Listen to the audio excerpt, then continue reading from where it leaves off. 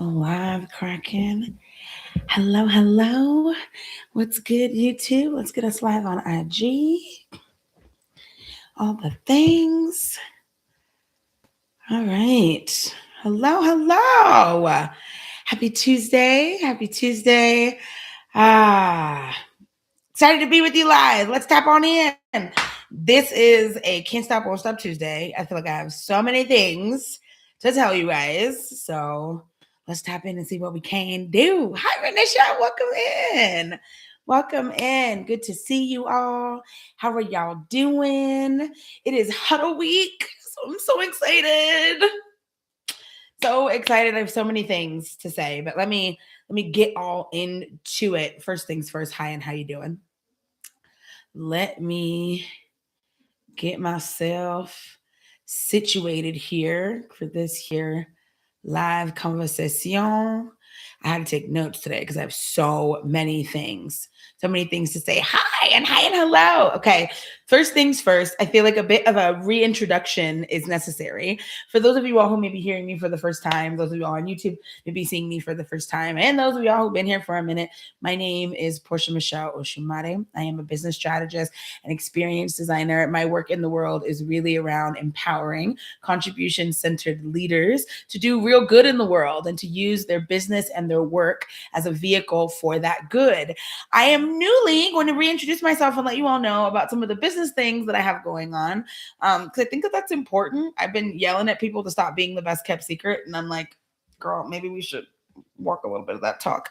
So let me also let you all know I am the founder of the Cultivated Joy Experiment. It is my company, which is dedicated to supporting contribution-centered business owners in healing our relationship with business. My girl Kira from Magnolia Retreats often calls me the business healer. But really, it's because I know that relationship has been fractured. And my business is really all about asking and answering the question, can we cultivate joy with running our businesses? Can businesses be a vehicle for joy by how carefully curated we can make our business model around our design. So my work with the Cultivated Joy Experiment is around customizing your business to be as unique to you as your fingerprint, and looking at all of the ways that we can find joy from doing that.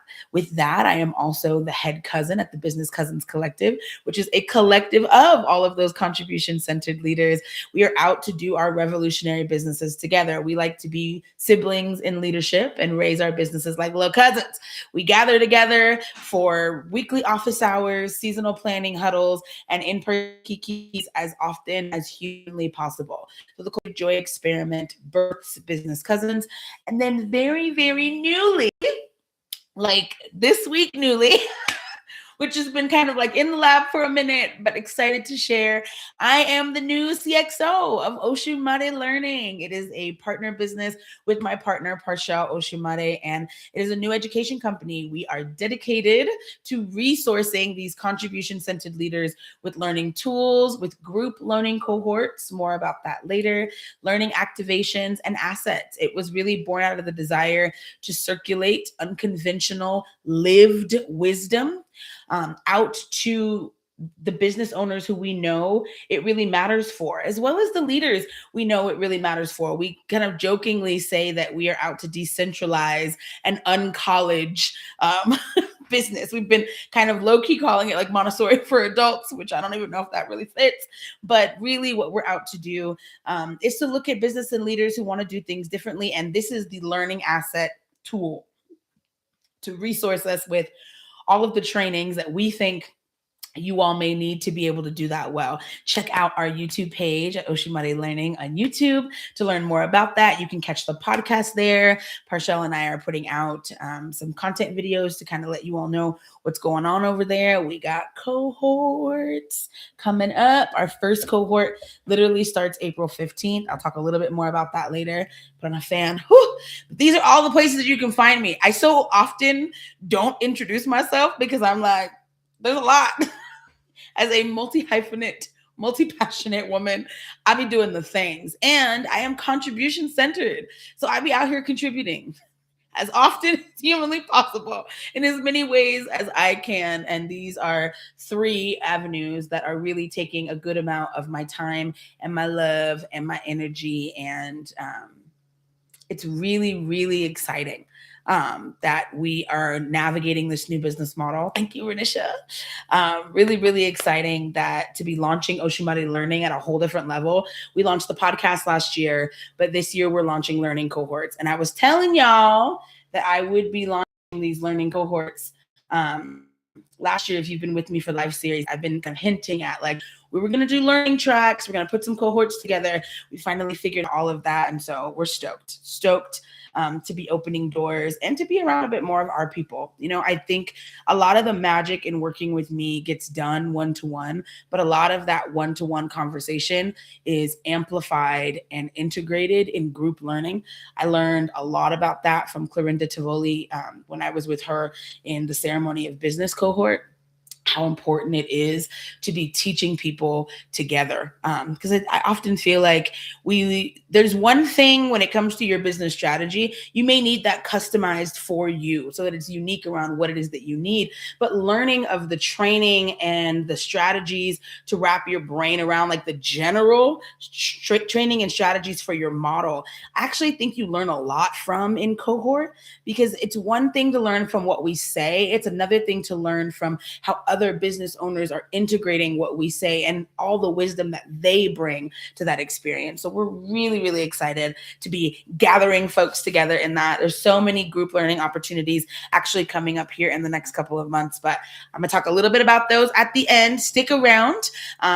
At the end of this, if you are first time being here, or you've been with us before, how these Tuesday lives normally work is I come on, I introduce myself, I do a little check-in for us, and then I jump into a topic that I think will forward your contribution this week, something that I hope will motivate and inspire you, or something that I think you may want to think about as you're navigating your week as a leader or a business owner. And then at the end, I will tell you all of the office hour opportunities that are going to be showing up in our business cousin cohort, as well as I'll tell you about all of the events that I've got going on, as well as I will also let you know any of the local Las Vegas events, or local to me, wherever I'm going to be, because I'm going to be in a lot of little places this month that are going on that I think you should know about. So if you want to know where to be, stick around to the end and I will let you know. Okay, take a sip on it. Now that I've given you a very long introduction, let's tap in. Every single week, I ask you to place a hand on the body, take a moment. Wherever you are, take a breath, arrive. You may be integrating all the things I just said. You may be driving. You could be having something going on in the background. Just bring your awareness to yourself and your body for just a moment. And I'm going to ask that you check in with me. First, how you doing for real? How are you doing for real? Where is your energy this week? If you're watching the replay or you're here live, you're welcome to let us know in the chat. But the most important thing that you can let yourself know is how you're doing for real. First thing, I want you to be checking in between your 2 ears. How are you doing for real? Can you hear from yourself right now? The next question we always follow up with is, what do you need from you this week? And let that question really ring. What do I need from me this week? Nobody said you had to meet your needs. I just said, I want you to identify them. How many of us contribution-centered leaders are so clear on the needs of our communities and everybody who is around us that it was requiring our service, we don't even stop to think about our own needs. So take a second there and take a sip. What do you need from you this week? Could be your time, could be your attention, it may be your grace. We are still in Mercury retrograde, babies. Lord Almighty. I had to restart my computer twice just to get on here today. That was like a 3, but maybe it's personification for a time before my next call. What do you need from you this week? And then lastly, what is one thing that you can commit to today to help you to meet your needs that are coming up this week? Look at your calendar in your mind. Think about all the places that you've committed yourself to be. What is one thing that you could do today to better support you for that? Renisha says, yes, grace and focus. Come on. Come on, this is the time for that. I don't know if you all are feeling it, but as this year starts to pick up, I'm like, how is it already Friday? Oh my God, I have so much to do. Oh my God, what's happening? Why is this next week? This is tomorrow. Like literally, that has been the nature of the last couple of weeks for me as this fiery energy really starts to kick up. If you're feeling that as well, right, you may want to think about that. I know Renisha's asking for a little grace and focus from herself. What are you asking for from you? And then next, we always ask to do the same exact thing for the business. How's the business doing for real this week? If you could give the business a voice, if they could sit next to you right here, maybe on the couch and be like, girl, how's the business doing for real this week? What would she say? What would your business say if you could give it a voice of how it is doing for real? And then secondarily, same question. What does your business need from you? What is your role in meeting that business need this week, right? What does the business need from you if it were to ask? And what's your role in being able to meet that need this week? Are you the leader, right? And your job is to keep the ship running. What does the business need from you at the head of the ship? Are you the main operator? And what there is to do is to be the person getting things done. What does the business need for you as the main operator? Are you the butcher, the baker, the candlestick maker like me? Or you're doing almost all the things. What are the main things you can focus on to meet the needs of the business this week, particularly in times where we have a lot going on? The calendar may be full, the year may be speeding up. What are the main needs? We're going to be talking a lot about that this week in the huddle. But I want you to ask yourself today, what are the main needs that the business has and how can you meet them? And then again, one thing. If you can commit to one thing today, if you can leave this beautiful Tuesday, Mars Day, this action-oriented day, having done one thing for the business to help it to meet its needs, what is the one thing that you can commit to? Again, we are so focused on the one thing, so focused on the simplicity, so focused on getting things nice and clean and crisp because we are coming into huddle week and I've been spending all week, like literally looking back over the last 2 years of running spring huddles and going, okay, what's all the information, what's worked, what's not worked. We have a bunch of literal brand new frameworks. We have a brand new workbook we call our huddle playbook for you all coming up with a complete revamp in how we're going about the planning. It has gotten simpler. It has gotten faster. It has gotten easier. We have added AI components and a quiz. So we have definitely streamlined that. But oftentimes, welcome in, Nicole. Good to see you, babes.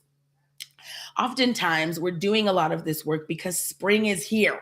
And this is the real New Year's. This is all of the sudden the energy to like thaw out and get going happens.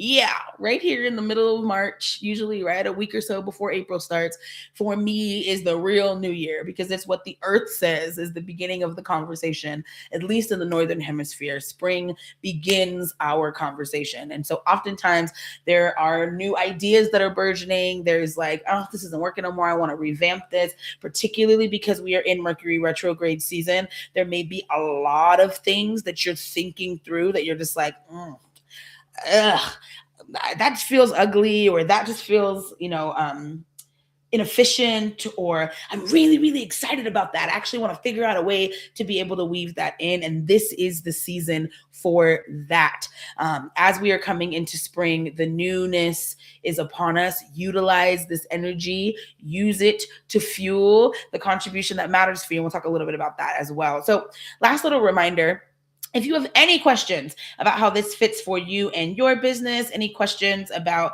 how some of the energy that I'm going to be talking about today and some of these contribution formulas sit and center for you, please put them in the chat. Put them in the chat live and I will answer them at the end here of this live broadcast. Or if you're watching the recording, put them in the chat and I'll come back and send you a DM and answer the questions best I can. Forgot to always mention that. So again, as we go back into this conversation of spring, I also want to mention that one of the things that came up in office hours last week that I just thought was brilliant was from our good projector, the queen of data, Miss Alicia, inside of our Business Cousins community, posed the question, with so much going on in the world, selling really hard right now feels weird and feels icky. And we can make that mean that being in business right now feels weird and feels icky. And that is a dangerous place to be. Because one, most of us have businesses that make the world better. And so if we stop doing our business, contribution, our main vehicle for contribution starts to dry up. And the last thing that we want to do is have less good circulating in the world that looks like the world that we're in right now. Lord Almighty, can I get an amen on that? Two, I think that oftentimes, like we've talked about, if you've caught any of my lives in the last couple of weeks, we've been talking about this like un-Epstein your business, decentralized empire and what you're doing. How do we create these businesses that really feed our communities and really feed us in the process of that, right? How do we be in retribution, contribution? I don't know what the verb of that is. I don't even know if that's what a verb is, what you call when you do that. Maybe it's a conjugation. I'm not sure what that is in English.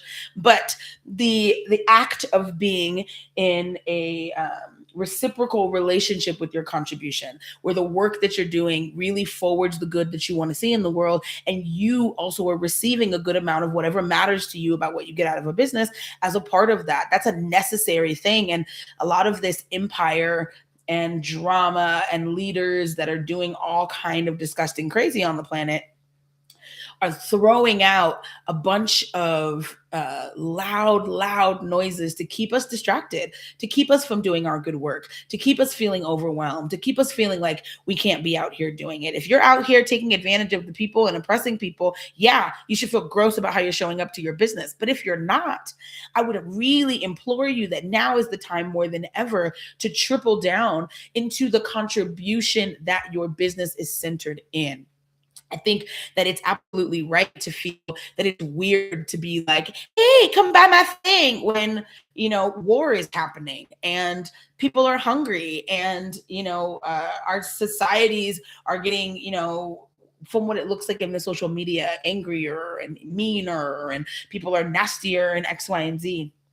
I think now is the time more than ever for you to think about, okay, what is that I can do? What can I own, right?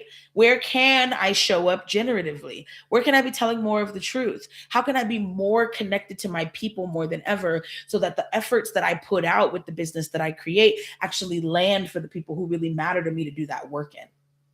And over the winter break, Parshell and I really got in the lab thinking about this concept,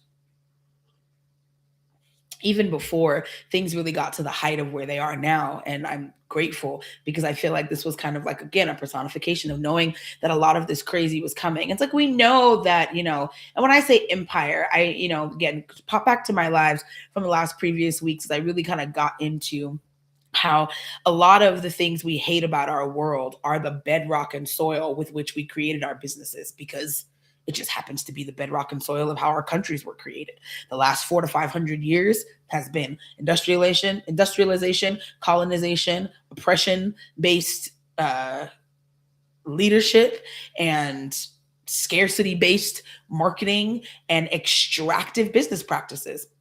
If you're wanting to divorce yourself from that, but you're knowing that you still want to have the OG business, the business that does real good for the community and is taken care of real good because it takes care of the community, I think that one of the things that you kind of have to look at is this concept of contribution. Why I always say to everybody who is here and everybody who will hear me, and I only focus on contribution-centered businesses, because that is the old school business. Again, it is the business that says, I, as the business owner, am going to be taken really great care of while I am taking excellent care of my community. I'm going to create products, offers, and services that do excellent by my community so that I can be done excellent in the process.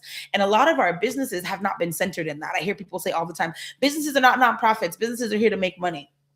Yes, you do need money to sustain your business. That is an important piece, but it cannot be the only factor, because money is an outcome of the work that you do well, when done well and strategically placed. And again, we talked a little bit earlier today around like my work with the Cultivated Joy experiment is to make sure that you're doing your business in a way that you're designed so that money is a more frequent outcome. So we make sure that we're strengthening our strengths, right? Not spending a whole lot of time trying to strengthen our weaknesses. Make sure you're well networked, well connected to be able to get that thing done. But if you only are thinking about how much money it's going to make, not how much good it's going to do, it's going to keep feeling icky. It's going to keep feeling gross. And when I think about the business owners that I know that have been in business for lots and lots of years and still love it, it is because when I ask them what do they love about their business, they talk to me about the clients that they've served. They talk to me about the breakthroughs and the families that those clients were able to put out there. They talk about the fact that they've eliminated a certain type of problem for a community that really matters to them. And that is the root of what matters. What I am saying is not revolutionary. It is just old. And maybe it's an interesting mix of like a modern take on old practices, but these old practices worked. We're only a couple hundreds of years into these modern extractive practices when we have, however you want to think about it, hundreds and thousands, of years previous of doing things in a way that was symbiotic, that worked in relationship to. We are animals like every other animal on the planet, and animals that only extract and take are considered cancers in an ecosystem. They are removed from an ecosystem. Everything must be giving and everything must be taking. And so, in that same vein, one of the things that we felt like would really support people in looking at their business through this lens is what I call the contribution-centered leader formula. So if you know that you are about this life, if you're hearing me and you're like, yeah, girl, I'm trying to be contributing. I'm trying to be making the world better. What can I do? I ain't got a lot of time. Maybe you ain't got a lot of money, but I want to do something. I always say that you can do anything starting right where you are. Right where you are. And I'm not saying that, every single person needs to give up their life and go backpack through Europe or find themselves underneath the tree in Peru, unless that's for you, girl. And if it is, Godspeed. Call me from there because I would like to be there myself. But what I am saying is that everyone can do something. And I also want to name a lot of the suffering that I'm seeing right now also comes from inaction. There is a certain kind of pain that comes from a person who is meant to do real good on the planet that's watching from the sidelines, unable to act because you're paralyzed in fear, because it feels like there's so much you don't even know where to start. Start here. Start here. Start in one small space. Because the truth is, real revolution happens in actions done in small ways consistently over and over and over again by the masses. And I also think that there's this interesting kind of thought process right now that everybody should do everything, or you should come and be a savior into these places that, oh my God, they need me.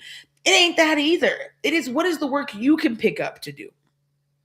And can you do it in the right frame of mind that's actually generative to the communities that matter to you? And can you share the work, right? Can you share the load with the people around you who that community also really matters to? So now I'm getting into the formula. Let me get into it. So, oh, hey, Portia, good to see you on YouTube. So first things first, Portia and I created this contribution-centered leadership formula because we feel like this is the formula that every contribution-centered leader will need to be able to enact their contribution. So it's got 4 parts: vision, design, people, and resources. First things first, vision. You must have a vision for the kind of contribution that you want to see out in the world and what you finna do about it. Like I said before, some of us have lots of time. Some of us have lots of money. Some of us have lots of resources and connections, people we can connect to. Some of us are really good at structuring and strategizing things. Some of us are very good at getting something off the ground and giving our energy to that. Some of us are really great at being like, you should know so-and-so, and they should know so-and-so. And have y'all thought about talking to this person about that? Or this brand does really great with that. Whatever it is that you have, the energy that you have to give toward your contribution, first you got to have a vision for what you want to see. And I always kind of start people with looking at, what is the suffering in the world that you want eradicated? Are you somebody who is like, mothers should be able to parent their children in whatever way is possible, and I am done with having, motherless children because everyone's stuck in these offices and cubicles? Are you about that nobody in the world should be hungry, that nobody in the world should be unhoused? Are you about that equal pay should be across the board? Are you about that our food doesn't poison us? Please be about that if you're in the West. please go out and do that work in the world. Please let me know how I can resource you in doing that work in the world, because I would like to not be poisoned by the food that I need to be able to eat. Okay, right? Whatever it is, what is the good that you want to see in the world, or what is the suffering that you want eradicated? And then we start to get into what you want to do about it. How much time, effort, energy, money do you want to give to it? And part of the reason why I say that this is a great place to start for business owners is because your business and the work that you do in the world is one of the easiest vehicles for that contribution. It's a great place to start. How can your business forward the good that you want to see, right?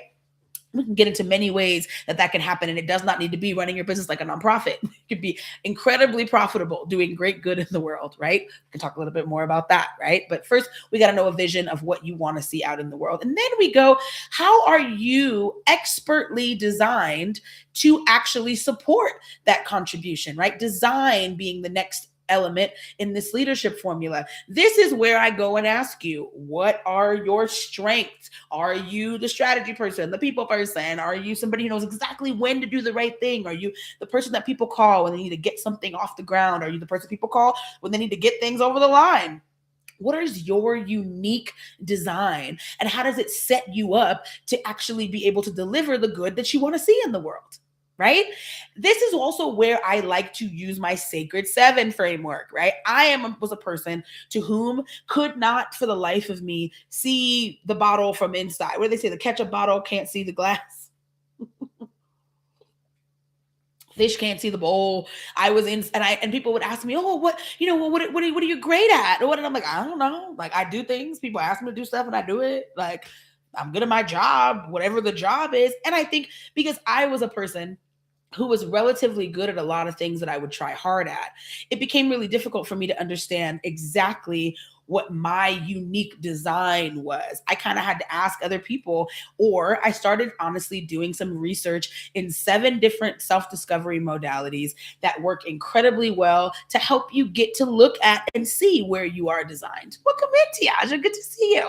The 7 modalities that I absolutely love here are astrology, numerology, human design, gene keys, wealth dynamics, cycle syncing, and using your life story as a divination tool. What do I mean by using your life story as a divination tool?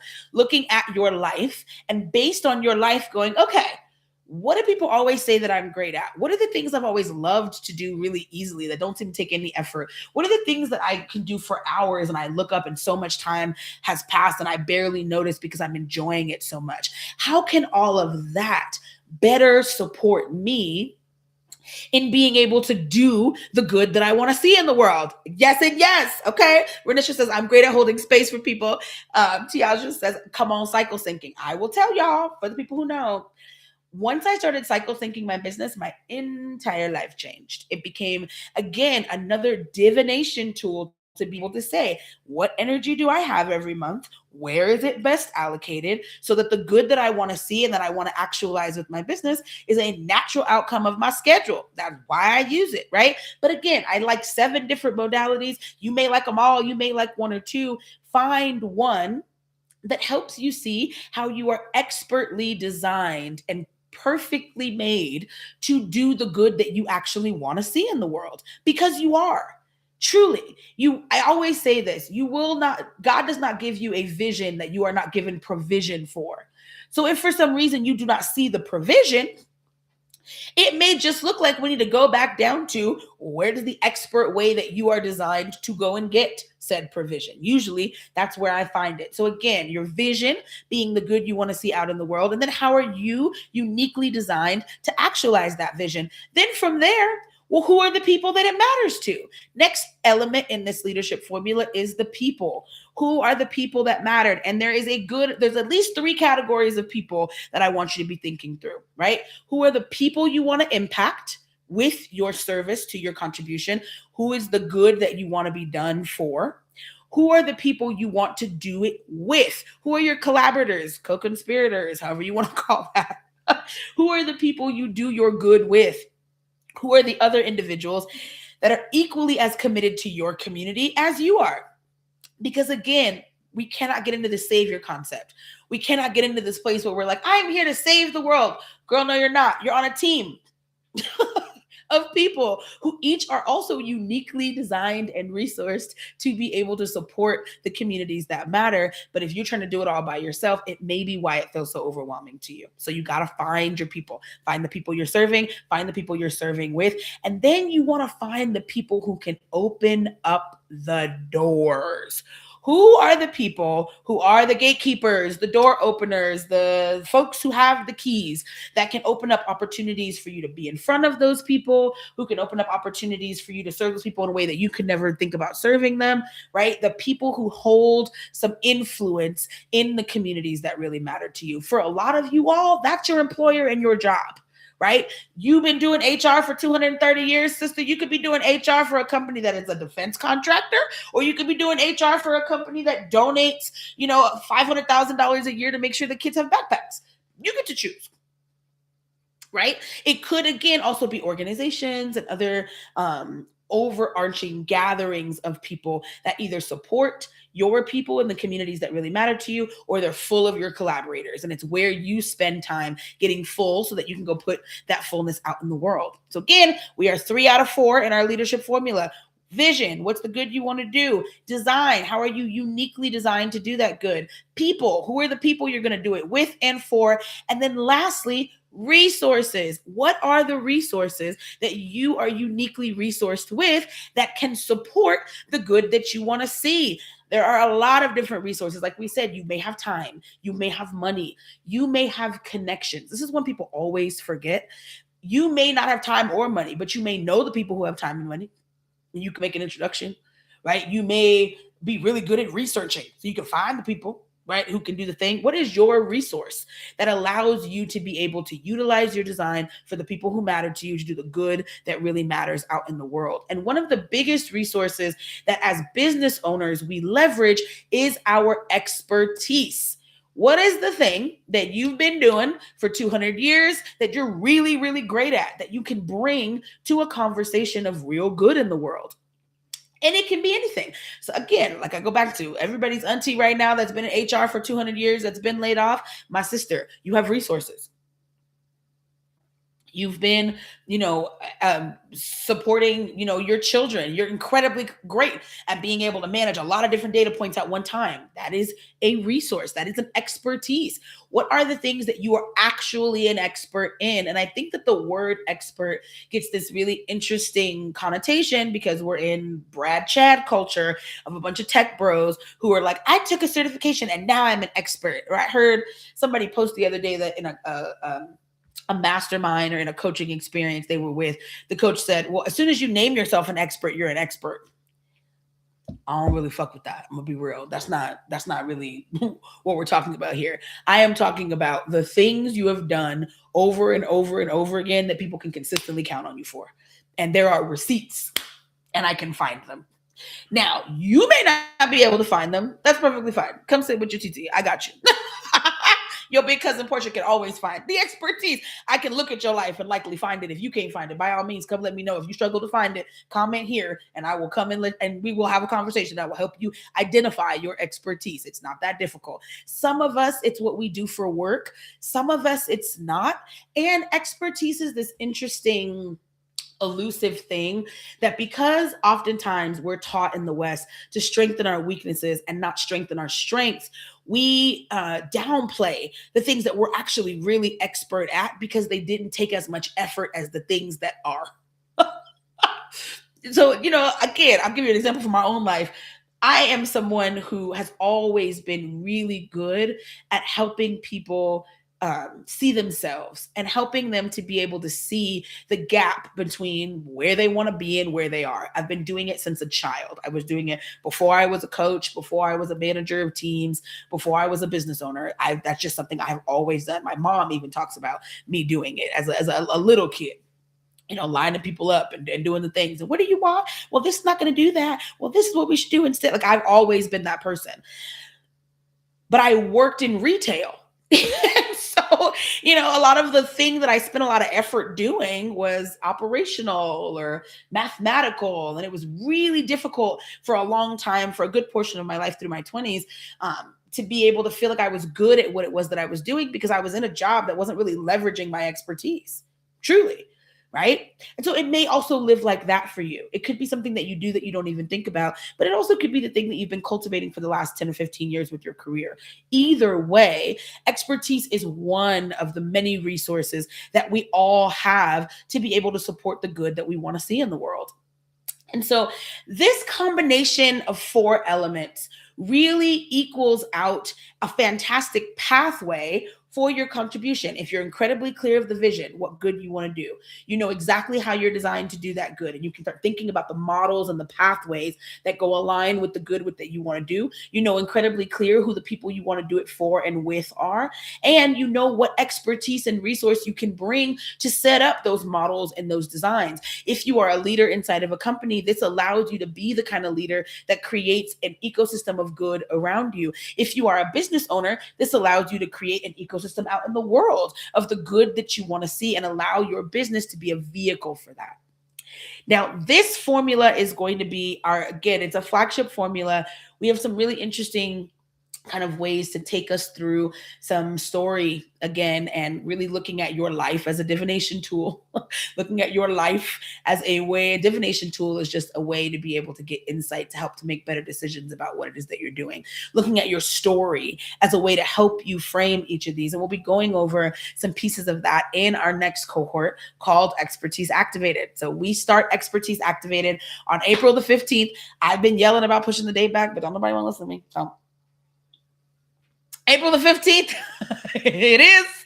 We start our first cohort of Expertise Activated. Our very first session is going to be landing in our contribution-centered leader formula process.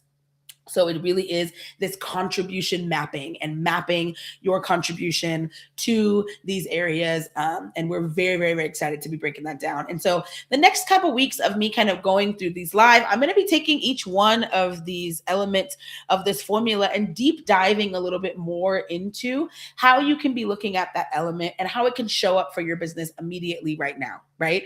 Because I do think that, again, we can get into our heads of like, oh yeah, Portia, this is all well and good, but like, I need to feed my family. And that's the contribution that I'm thinking about right now. Great. How about you feed your family while we also do some good in the world? I think they're mutually exclusive. I think you can do both. I know I'm doing both on a regular basis. So I know it's possible. And I know lots of my business cousins are doing both on a regular basis, so I know it's possible. Again, everybody, we all may want a little bit more revenue and impact, but that don't mean we ain't moving revenue and impact, okay? And this is a year, truthfully, where there are so many opportunities available that I want us to be armed with the ability to take these opportunities and run, okay? So that is my thought for today. Thank you so much for allowing me to introduce this formula. And again, I'm so excited to kind of introduce more of this conversation, get more grounded in this conversation, because now's the time. Again, some of us were built for a time such as this. She, me, her. I know what it is. And I have dedicated my life to supporting people who do the good in the world, because that's how I make sure that good is amplified.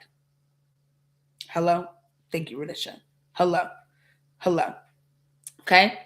Now, with that being said, wrapping it down, let's talk about all the places and the things going on. So like I said, we are in huddle weekend. So for those of my business cousins and squad, and for those who are not business cousins and squad, I've opened up the spring huddle because it absolutely is a time to be starting brand new things. So the spring huddle is open. There is a Zoom link in my bio. Register. You can pop on through.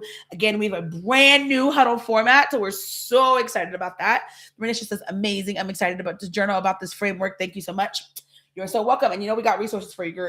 We have resources for you. So in this new spring huddle, we've got a new playbook. Like I said, we've got a new format that makes it actually easier and faster to plan. And we started to have a thing that happened last year where I got double booked. I think it may have been Mother's Day or something of that nature, or something of that nature. It couldn't be Mother's Day because that's in May. But something happened and I got booked to where we had to move our huddle from a 3-day to a 2-day. And we were like scrambling, trying to figure that out. And I actually really liked the 2-day framework. It just needed to move around a bit. So we have figured that out finally. And so now it is super integrated. If you want to do what I call a decent planning, come be with us on Friday. We're going to be together from 2 to 5, 3 hours. We're going to go over my simple planning process where we kind of do like what I call the jumpstart plan. It's a decent plan. If all the time you have is to be with us on Friday, you will leave the weekend with a decent plan. If you want a sufficient plan, like you really want to make sure that you feel good about what you're doing for the season, and can kind of do, we have some stress test questions to say if you'll know your plan is great if you can answer these questions. We're going to be answering those questions and brainstorming about that on Saturday. So if you come and you'll register for Friday from 2 to 5 p.m. PST.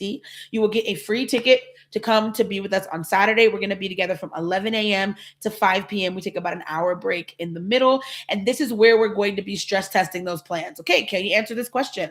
Are we clear what offer we're going to be centered on? Are we clear what our primary marketing strategy is going to be? Are we clear the audiences that we're going to be growing in our sales area of business? We're going to be looking at that business ecosystem and making sure that every area is talking to one another so it can actually support the plan that we created on Friday. And that is going to be our sufficient planning day from 11 a.m. to 5 p.m. And then if you need a deep dive, you don't even know what these areas of business are, you need to kind of take another second look through that round.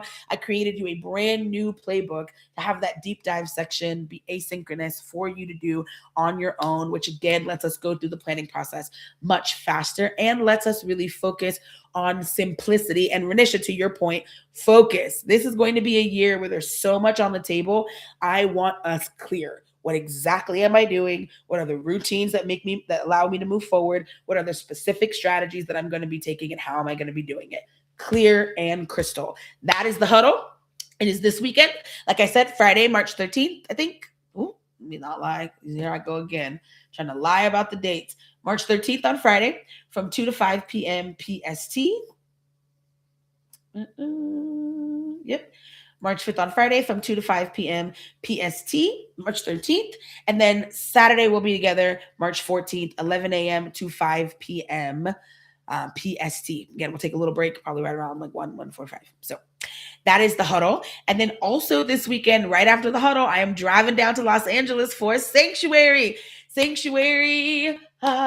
With the Magnolia Retreats family. It is going to be a doozy. We sat in our group call last week. There is going to be art. There is going to be music. There is going to be drumming. There is going to be sound healing. Parshell, Ilona, and I are leading a human design for business activation, talking about your expertise through human design. There is food and nourishment and sun and a really cute puppy and usually eagles that literally come in and out of the canyon. It is gorgeous. It is an absolute reset. The theme for this season's Sanctuary is around grounded sovereignty. Ooh, absolutely know that is something that can really amplify you in being able to move into your fire horse year with some power and some potency. So very, very excited about that this weekend as well. And then again, other big flagship events that I just want you to mark your calendar for my authors and book folks. We will also be facilitating the Women in Publishing Conference in Columbia, South Carolina from March 26th through the 28th. South Carolina peeps, you want to come say hey? We will be in South Carolina. We will be actually facilitating multiple activations in the Women in Publishing Conference. We're going to be doing a Wealth Dynamics activation. Very, very excited to be playing Genius Games with the peeps. So again, if you're on the East Coast and you want to come check with us, I have discount tickets to Sanctuary and I have discount tickets to the Women in Publishing Summit. So if you want to be in on either of those, on the conference or Sanctuary, and you need a discounted ticket, hit me in my DMs. I have those. Okay. And then, like I said, lastly, we will be opening up doors to Expertise Activated. If you are an expert and or you have a business and desire to leverage your expertise as a way of going about that business, if you've been thinking about revisiting your offers and your models, if you've been wanting to look at how to reorient into the right audiences, if you've been wanting to put together that enterprise conversation or how do I make this move from B2B, this may be the cohort for you.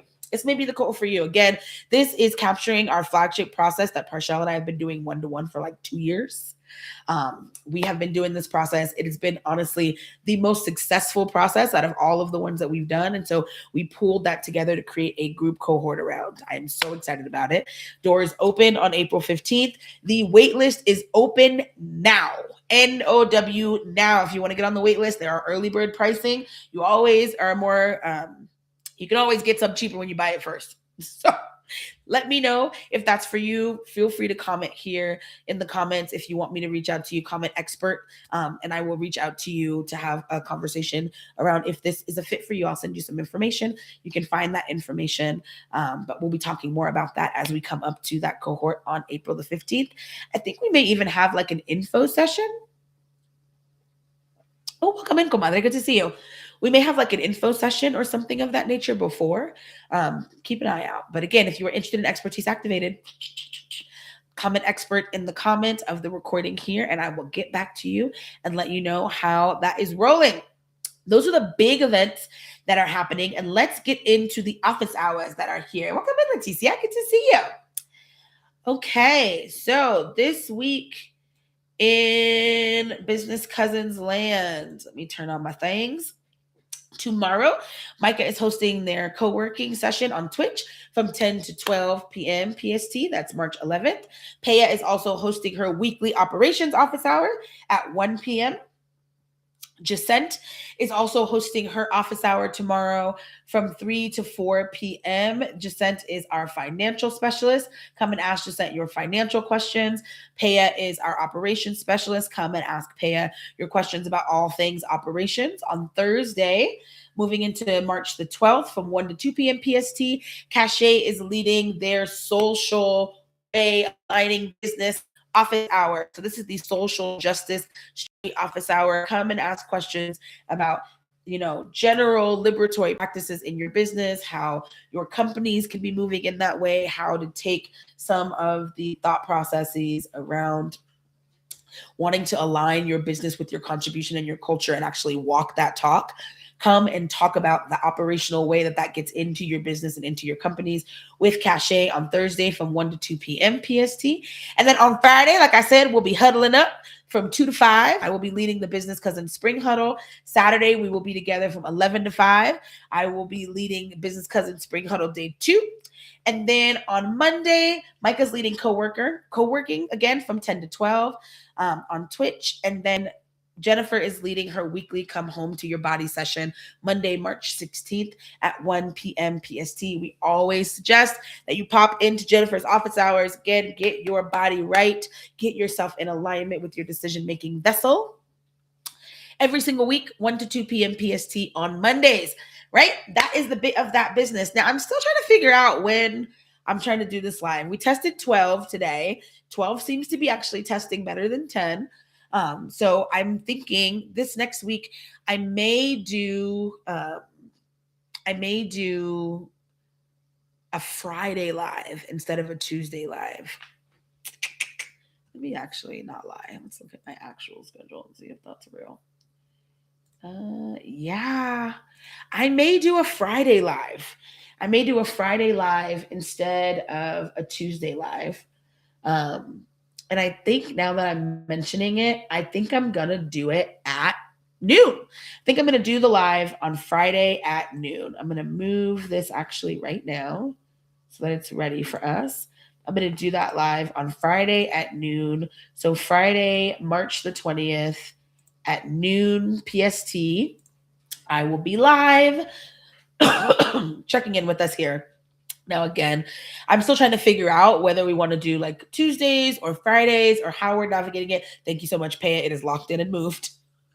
So next week, instead of doing Tuesday live, I will actually be live on Friday. What's great is right after my live, I will do an office hour. So I'll do another office hour from 1 to 2 p.m. PST next week on March 20th. And I'll go live from 12 to 1. And then I'll pop into office hour from 1 to 2. And then Michelle's got her office hours right after that. So that's what we'll do. All right, friends, that's the bit of the business. Thanks for hanging out. This was definitely a long one today, 48 minutes in. Appreciate you locking in. Thank you for allowing me to reintroduce myself and tell you about all of my fun new things that I'm very excited about. Very, very excited about. I'm actually feeling the thaw, like the ice is starting to fall off, and I'm ready. I'm like, okay, spring is sprung. Horse is out the stable, ready to get it. Okay? You be ready to get it too, friends. I'm loving you so big. I'm thinking of you, all the cameras, thinking of you. Particularly in this season that can feel really chaotic. Do not fall into despair. Don't get distracted. Remember that you are good, and the good that you do is good in the world. Remember that you are expertly covered and have so much provision, whether you know it or not, to get everything that you need for yourself and your life this week. Do not forget it. Take my love with you. Take excellent care of yourself as you are coming into this week so your health can be well. I love you back, comadre. Have an excellent week. I will see y'all next Friday. Those of y'all who are going to be at the huddle, I will see you this Friday. See y'all soon.